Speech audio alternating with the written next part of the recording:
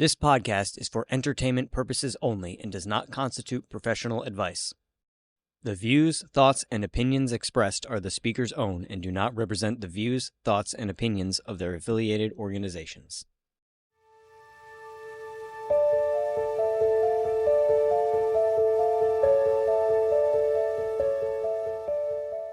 Hello, everyone. Welcome to Patreon. To our special subscribers, we are here today to give you some bonus content. I'm Heather. I'm Lisa. And I'm Ryan. And we are the Ready to Connect podcast. And today we're going to do a special occasion for the ladies in green in honor of St. Patrick's Day, where women in green are connected to tragedy, betrayal, nature, or even death all around the world, including the United States. We hope you enjoy this episode and we look forward to hearing from you. All right. Can I start first with one of my green people? So I have information about the Green Lady of Lavender Mountain, which is found in Rome, Georgia. It is a popular actual local ghost story, and it seems to be centered around a young lady whose name is Lindsay Elizabeth Will, and it's centered around the campus of Berry College, Berry, Berry College. She is believed to be a former student. Sometimes she's identified as a student who died in a tragic accident back in 1988. So the way the story goes around Lindsay Will is that she died in a bicycle accident on Stretch Road after having a fight with her boyfriend. So you talk about tragedy and death right there, right? Apparently they both were out riding their bikes and had an argument. And of course, the boyfriend rode his bicycle ahead of her, and it was getting dark. So he says like they parted ways in the dark as riding their bicycles, and he like rode on ahead to kind of ride off his anger. You know how you kind of like work through things that way. And then after he calmed down, it said that he turned around to go back to his girlfriend, but because it was so dark, they didn't see each other and collided. Mm. And Lindsay, she died because she suffered a head injury in that accident. So it is said that it now is reported to haunt the area around the campus there, and she appears as either glowing green fog or as a woman in a green dress. She's a restless spirit. Yeah, so that's kind of interesting there. And what I found interesting is when I was reading up further on it, the college there, Berry College's, the Student Multimedia Production Organization. So, as you're involved in college, you get involved in those kind of things. They actually created a four-part series that detail the mystery of the Green Lady. So if anyone's interested, you can kind of Google that and see what that's all about too. But that's the Green Lady of Lavender Mountain in Rome, Georgia. What do you think of that one? That's pretty incredible. Yeah. Wow. Well, I don't know. Maybe it's a cool to attend college course there or something. See if you could see the Green Lady. Yeah, there you go. Uh, That could be fun. yeah, I have one other, but if somebody else wants to pipe in and do one, or I can do this next one. Let's All hear it, Lisa. right. Still in Georgia, in Chickamauga, Georgia. I guess that's a battlefield too from the Civil War in Chickamauga, Georgia. There was a battle there in 1863. Apparently, it was a 2-day battle and nearly 35,000 casualties, which is the Hmm. second highest in the Civil War, by the way, after Gettysburg. So when you have a lot of that type of tragedy and trauma in a battlefield, obviously all that energy will create haunting. So, of course, Chickamauga's battlefield has its usual, the phantom sounds of cannons and fighting. You see the ghostly lanterns, grieving family members that come to find their dead soldiers, right? And A lot like Gettysburg, right? Where you're finding the land is, yeah. and there's even a purported white lady that's searching for her lover there too. But there's a story of a ghost that doesn't quite fit in, so to speak, and that is Old Green Eyes. Hmm. Mm. Old green eyes is pretty much that. It's just plain old green eyes floating in the woods. Sometimes these eyes have a body, and sometimes that body is human-like. But most of the times it's just a pair of glowing green eyes. Okay. Wow. And nobody seems to know what the guy is doing there. So there's been some speculation that old green eyes maybe he's attached to a soldier who maybe lost his head, and so now it's constantly looking for its body. I don't know. That's quite a And that folklore. had piercing green eyes. This is not quite the Green Lady, right? But it is something green for our St. Patrick's Day. There has been some reports of the green eyes being attached to a body that's not human, one that looks more like a cougar, like a Huh. big, Whoa. Wait, like cougar is in the cat cougar, or cougar is in like an elderly lady being a cougar? no, cat cougar, cat Okay. cougar. I don't know how you'd be able to tell. Well, I don't know. Maybe there's a way to tell a ghost is a cougar or not that way. But so, as far as it being a cougar, it doesn't seem to really fit unless there was a cougar in this battle that died. But doesn't really seem to fit. Although it might. There is another explanation that it's not a big cat, but maybe it's a horse because there were horses and soldiers that died on the battlefield. Oh. So anyway, it's very mysterious, and I think the fact that the ambiguity around it of what it is it human-like ghost? Is it cryptid more? What is it? A lot of local legend, but I can tell you this, that Old Green Eyes has its own festival. Oh, Um, fun. area does have the Green Eyed Festival, complete with a 5 and 10K run, Old Green Eyed run through the haunted area. It does have a scavenger hunt. It has all kinds of things, this festival. And if we want to go, it's on October 17th is this year's festival. So there All you right. go. Wow. So really, it's just Green Eyes is a little bit more than just a spooky figure. It really is sort of like a storytelling tradition now, I think. Hmm. But yeah, glowing green Wow. eyes. I don't know. I That's think of green cool. eyes and I think of a cat more than I think of anything else. But Yeah. Yeah. I was gonna say, like, how do the eyes even become green? Like, is it just what the energy? Is that what yeah, it could be? Okay.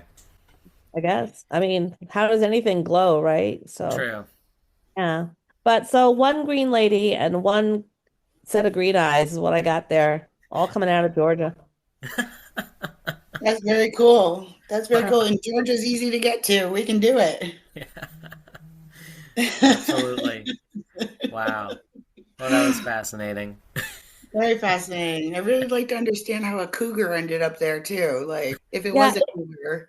it doesn't seem to make sense as far as the cat being part of the battlefield, but maybe there is like a present day live cougar in the Georgia woods that might have populated over or migrated from Florida, maybe. I mean, nothing's impossible, right? I mean, nothing's impossible. It could have, yeah, it could have migrated, or it could have just adapted to that atmosphere. Interesting I, though. I personally like the story of it being a Confederate soldier who lost his head and the head is looking for the body. I, I'm going to agree with you on that one too. Kind of like that folklore. It's funny when I was doing research looking up some of the pictures I saw depict old green eyes really more as a monster looking creature than anything else. So, Really? That's yeah. Okay. interesting. So, Hmm. what'd you Interesting. Very find? interesting. What'd you find? Somebody else, another green lady. What'd you find, Ryan? What'd you find? Well, I found the Green Lady of Philadelphia. Yeah. So it's a lesser known, actually, urban legend connected to the wooded areas of Fairmount Park in the trails around Wissahickon Valley Park and the Valley Green Inn area. So she isn't tied to one documented historical death or anything. It's mostly that her story kind of lives on through local folklore, campfire stories, and stories shared by hikers and whatnot. But the legend of the Green Lady, she is said to appear as a female spirit with a faint green glow. She's often seen moving silently through the woods near the trails and the creek. Some versions say that she wears like a long green dress, while others say that it's her skin or just the aura around her that glows green.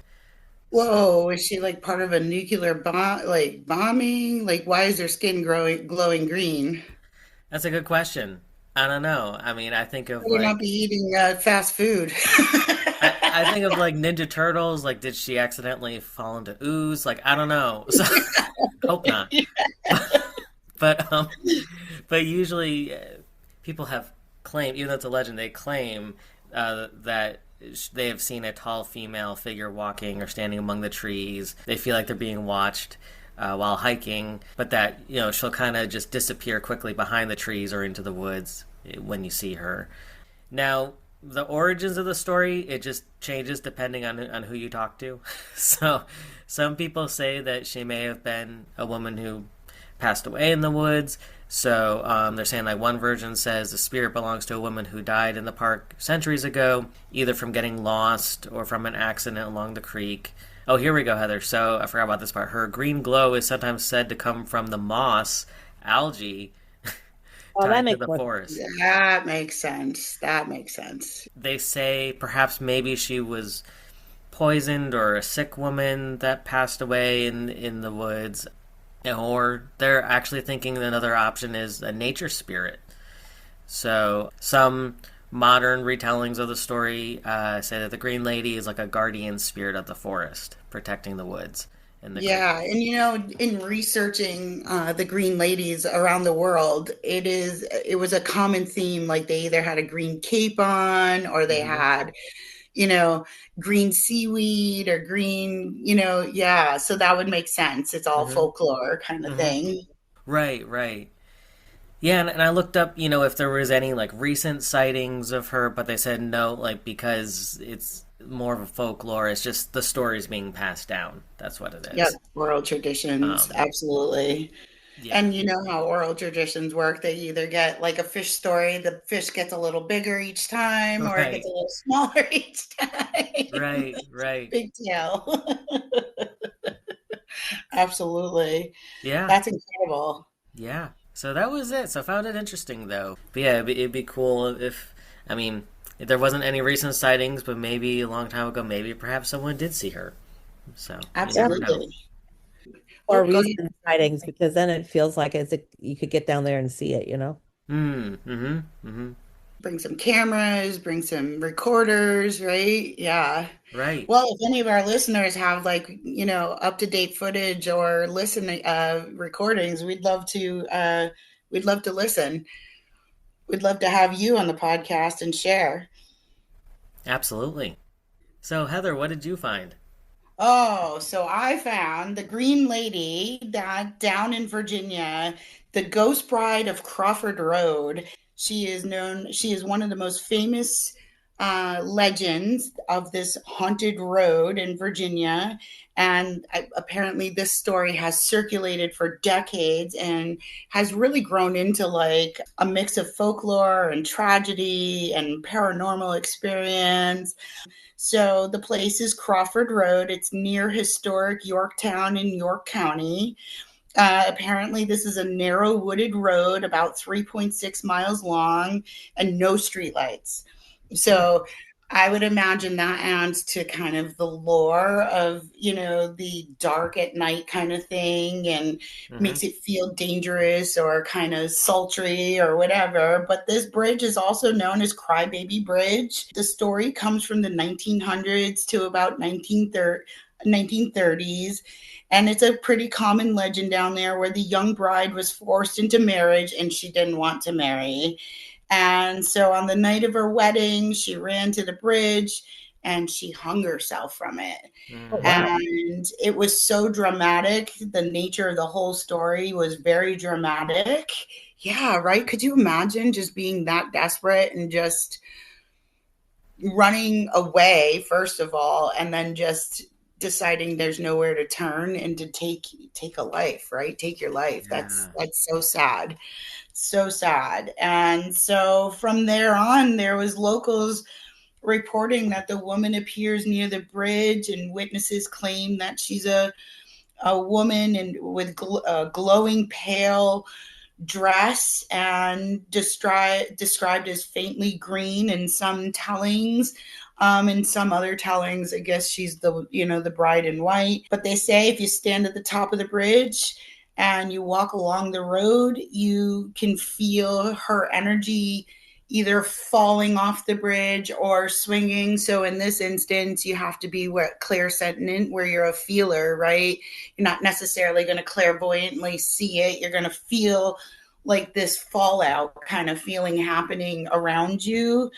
Many people say when they travel over the Crybaby Bridge that they can see something in the rear view mirrors, which I equate to that clairvoyance of seeing out of our peripheral vision. And when we go to look at it straight on, it's not there because our peripheral is picking up the shadow and what's happening, right, in the cascading. But some drivers say the figure disappears very suddenly, which would be very common for a peripheral view where you look, but when you go to look head on, the cones and rods of your eyes just completely diminish the appearance, right, Lisa? So people say that the car engines will stall. So this is like totally theory testing, right? We need to go see if our rental car stalls out. Batteries will go dim, lights flicker in the car. I don't know. At this day and age, if my That hybrid sounds more like UFO stuff, right? it does. UFO, when you see, at least in the old movies, the car would like stall out and stop, and Radio malfunctions, the old AM, FM. Yeah. Yeah. But they do claim that there's auditory phenomena. You can hear her footsteps approaching when she's about to do the jump off. People say that she whispers as she gets into place to take her life, or you hear the faint crying before she actually takes her leap. There's also a tale that coincides with this, that like people say there's like shouting in the background, and I really couldn't get to the bottom of that. If there was shouting in the background, I wonder if people actually saw her do this back in that era, or if they're going jump, jump, jump, jump. That's awful. That's awful. That was awful. That was me. Or maybe don't jump. Right. Maybe they're like, don't jump. Or maybe it do was it. her. Yeah, don't do it, right? Or maybe it was the man she was supposed to marry pleading with her. I don't know. I wasn't able to. That could be interesting. That might be part of the folklore. I wasn't able to kind of like find what these voices were saying, but surmising that this woman was jumping, I'm guessing that maybe some of the details of the whisperings or the callings were maybe somebody trying to discourage her from that. Mm-hmm. But she felt she had no way to go. That's terrible. But then there was one small verbiage, which I, just take with a grain of salt, but they did say that there was rumors that at the time she did this, so the whisperings could have been the Ku Klux Klan. Oh, wow. Okay. They were gathering in the area. They saw the bride. Yeah. They saw her in tragedy. They went over to try to like help her. So I don't know, right? Like it's all folklore at this point, and not able to connect with anybody that could actually like tell us more about the legend of this, right? Right. So yeah. But apparently you can cross this bridge. She'll interact with you. She has very interactive energy, which I would imagine like maybe she felt so desperate she wanted someone to help her, right? Right. Or a way out of this because she didn't want to get married. I mean, we know in olden times, like marriage was arranged, and whether you loved them or not, we're so lucky in this day and age to get married for love, right? Or at least we think we're in love. Joking. I do know a few people who get married just to have the party. So Oh, I married a woman a couple of years ago who it was her eighth wedding, and she was divorced by August. And she, it was like, well, why did you do it? And she's like, I just wanted the $85,000 party on Newport Go Island. And I was like, okay, that's strange. wow. Oh yeah. Oh yeah. Yeah. Red That's flag. crazy. So yeah, so the Crawford Road is really considered one of the haunted roads in Virginia, and the Restless Green Lady comes out. So maybe as we're traveling to our other places, we'll have to stop at Crawford Road. That would be great. Ryan, did you find anything else? Or Lisa, did you guys find anything else? No, I just No. stayed with the two as bonus content. So yeah, Mhm. Absolutely. always circle back to do more green people if we wanted to. Absolutely. Well, my other one that I found was the Green Lady of the Everglades. Oh, And she's one of the swamp legends, the quiet swamp legends, as they put it. But I don't know how legends are quiet. But um, maybe they're just tiptoeing. yeah, That's why yeah, they're quiet. Okay, yeah. tiptoeing and slowly walking around. Okay. And I mean, how do you quietly walk through a swamp? Like, I don't know. You float? I don't know. I found it very interesting how, like, some of these stories are written. She quietly walked through the swamp. How do you quietly walk through water? If you're a ghost, you probably aren't actually, stepping. I don't know. True, true, true. I like that. I like that. But legend says down in the Everglades that the fishermen on airboats and captains have seen this green lady throughout the swamp, and stories kind of started building because some of the swamps down there were known for, crime and body dumping. And of course, there's always that kind of horror story or thriller stories where people who live in the swamps are, have eerie personalities. It's really fascinating how folklore just really kind of takes you all over the board, right? They're either really sweet or they're eerie or they live in a swamp. What's going on, right? So this legend, if I'm going to come back as a ghost, I'm going to come back loud and proud, man. Okay. Let you know I'm here, right? There you go. Yep. My poor daughter, she's in for it. I think we'll know when you're back as a ghost. I don't think there'll be any we'll be able to tell. Oh, absolutely. Be able to Absolutely. Hopefully I get the legend of like the lady in red or something really cool with like the big hat or something. Yep. There you go. Definitely Yep. in red. That's your favorite color. Yeah. Yep. It is. That It or is. hot pink, right? Oh, I love hot pink, but that's the 80 girl in me. How about you, Ryan? What color would you want to come back as a ghost? Probably green. Probably green. Yeah, You'll be the man in green. Yep, the man in green with the Kermit the Frog personality, and holding up You know- feathers and coins. Really? I would have thought it would have been like brown with the Sherlock Holmes hat and Yes, but his ascot's going to be green. So that's a good question. Maybe depending on the day, I could just come back as a you don't want to be tied down to one thing or another. Yeah. no. I'll be Detective Kermit the Frog. There you go. Perfect. How about you, Lisa? Well, my favorite colors are purple and green, so maybe a combination of both. How about that? There you That go. sounds good. That sounds good. We'll see. Yeah, we just got to the part where she boldly goes through the swamp making no noise or lots of noise. Right? But this folklore comes from 1900s, again, 1930s. This is a folklore story, or it was a factual story that turned into folklore, let's say. And this happened during like that smugglers era where poachers and outlaws hid in the Everglades. Oh, And wow. that's where that lore was coming from, right? Like Yeah. that lore was totally coming from people running through the swamps, running whatever, probably moonshine, whatever. Mhm. Of course, nowadays it might be drugs. Who knows? Whatever True. gets you there. Yeah.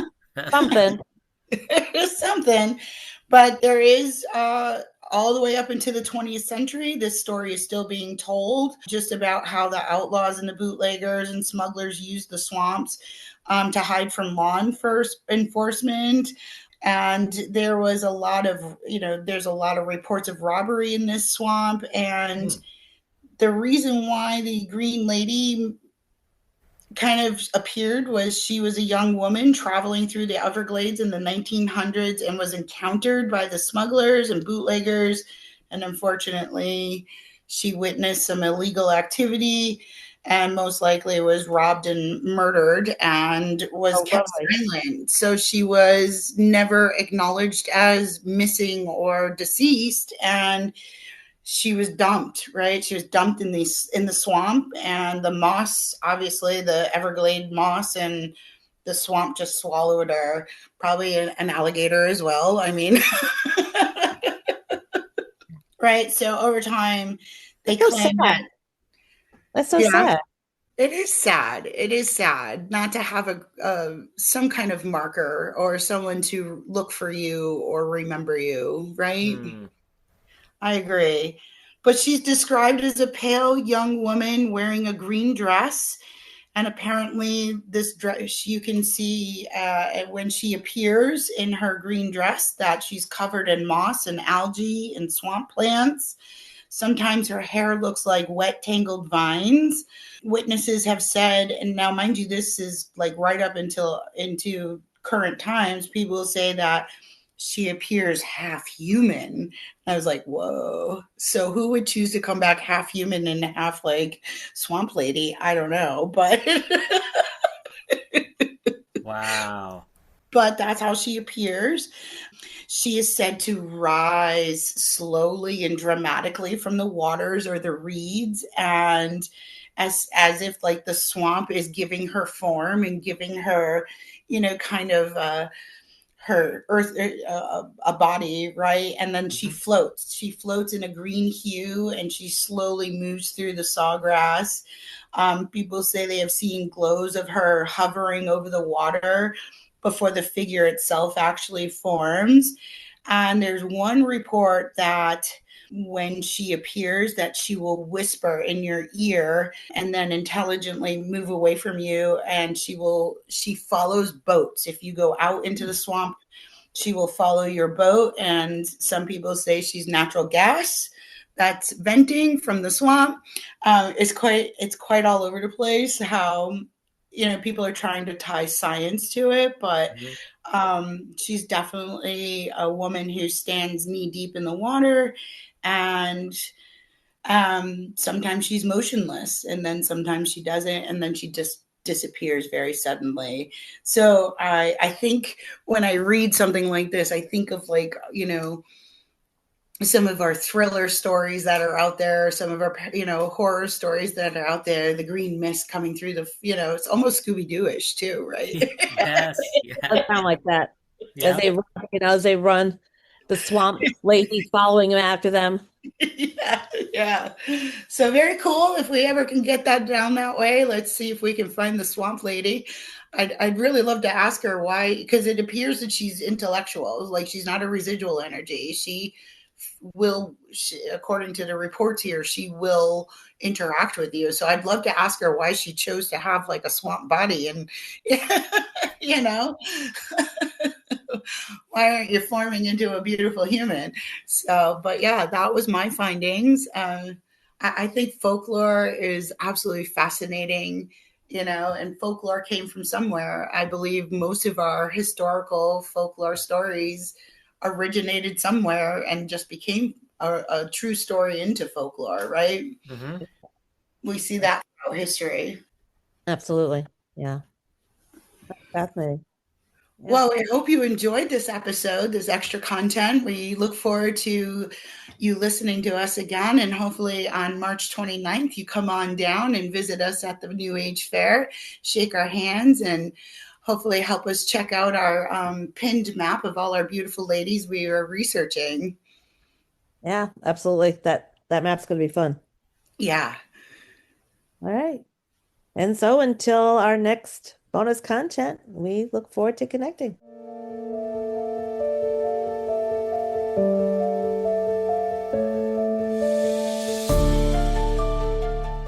Thank you for tuning in to Ready to Connect. If you're interested in exclusive behind the scenes content, be sure to like, share, and follow us on social media by searching for Ready to Connect Podcast on Facebook, Instagram, TikTok, and YouTube.